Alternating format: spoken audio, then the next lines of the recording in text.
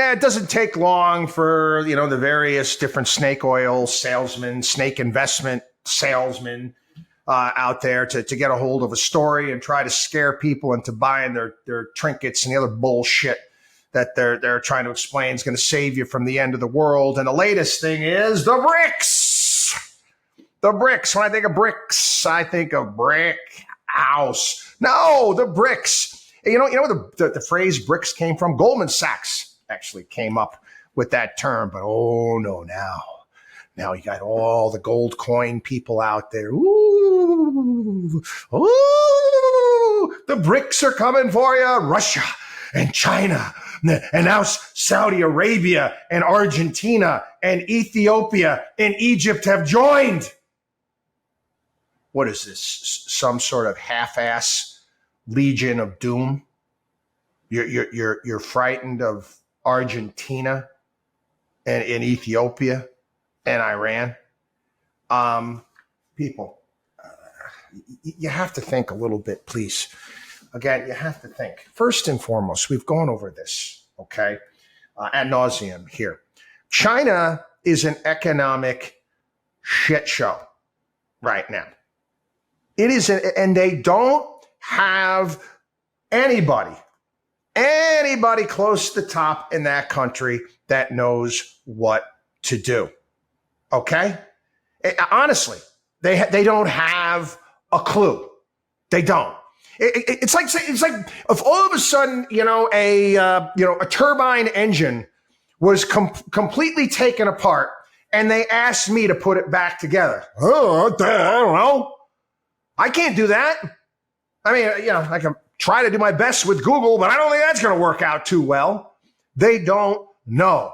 Okay. They have their ideology, which has failed. Okay. And they're true believers, those people at the top. So it's not going to get better, not to mention the fact that China has capital controls. Yeah, but do you see how much gold reserves they're buying? It doesn't matter.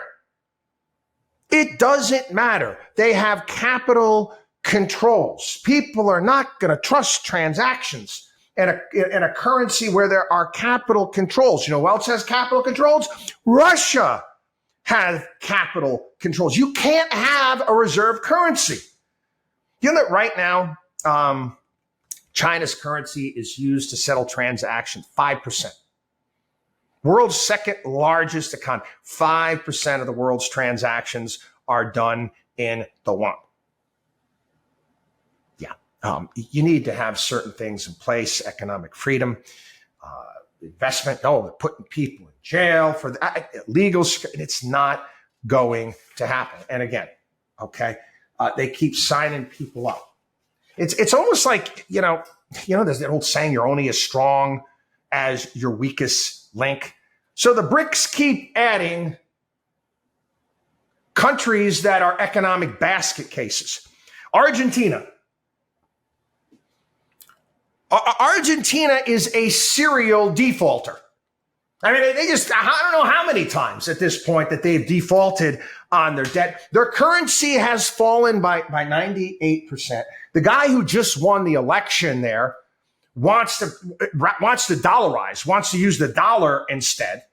The Egyptian pound has fallen by 78%. The Indian rupee by 35%.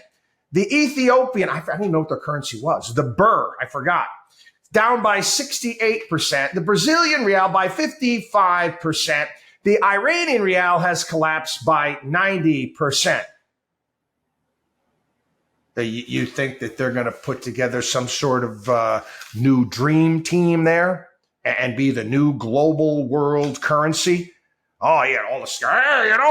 You take a look at these countries and the size, you add them all up and what their GDP is for the globe. What is their GDP per capita? That, again, take a look. You see how rich countries are?